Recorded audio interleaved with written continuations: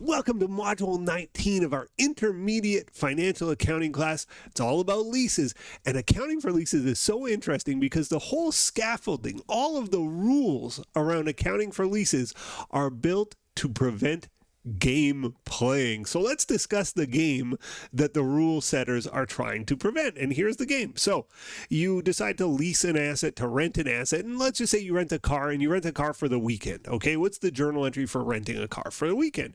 And let's say it's $500. So I go, okay, it cost me $500 cash. So of course I credit cash, $500, and I debit rent expense, $500. There, I've rented my car.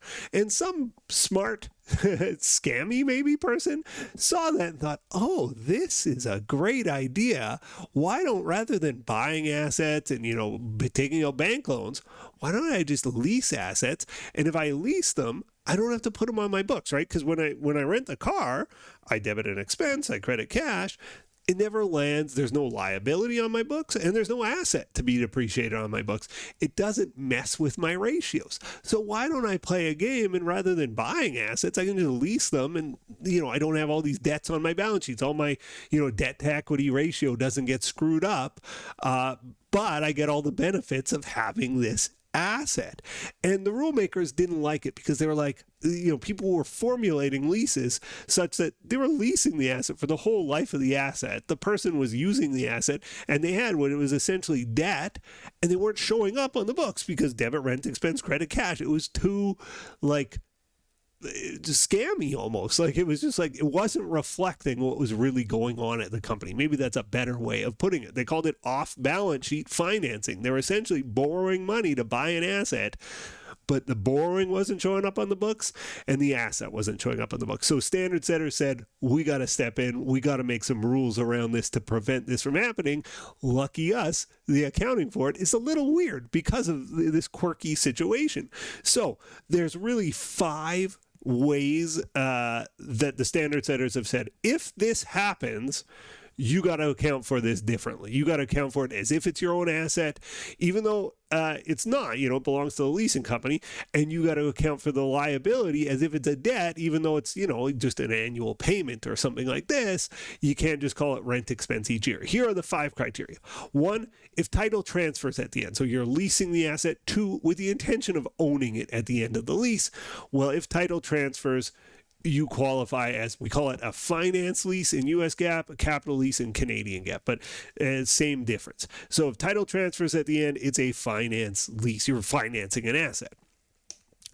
Number 2, if there's a purchase option, and often this is called a bargain purchase option, a purchase option that's likely to be exercised, it's the same as title transferring. So, you've leased a car, and at the end of the lease, there's an option to buy it for $500, and it's for sure the car is going to be worth more than $500, so you're going to exercise that option.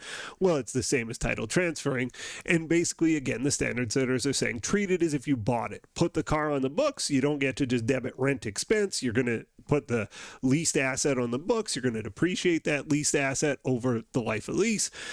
You've got to deal with it as if it's your own asset. The 75% test. Is the lease term more than 75% or more of the useful life of the asset? So if, the car is going to last 10 years and I go, I'm leasing it just for 9, well, that's 90% of the life of the thing. The accounting standards have said you bought it at that point, put it on your books, depreciate / amortize it over its life. 90% test, if you add up the present value of your payments and that adds up to 90% of the value of the asset, guess what? You bought it according to accounting standard setters.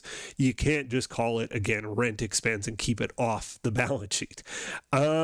Finally, if there's no alternative use for the asset, so you lease somebody a piece of equipment that is just for them and nobody else could possibly use it. Maybe I lease a sign that says Tony Bell's Accounting YouTube channel, right?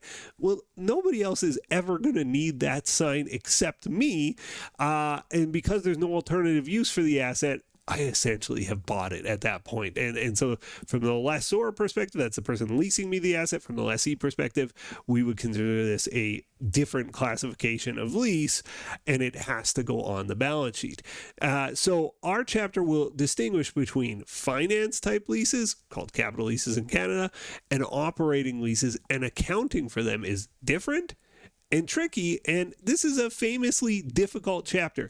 I would suggest to you every single student who takes an intermediate accounting class will have these 5 things memorized and well understood if you want to survive the chapter. But we're going to do tons of examples where we look at what type of lease is it and how to account for it. The best way to learn it, though, is to do the examples, and I'm glad you're here with me. I can't wait to get started. See you in the next video. Bye for now. The next video in our series is right up here, and if you want a supercut of all of the videos in this series, that's the one down below.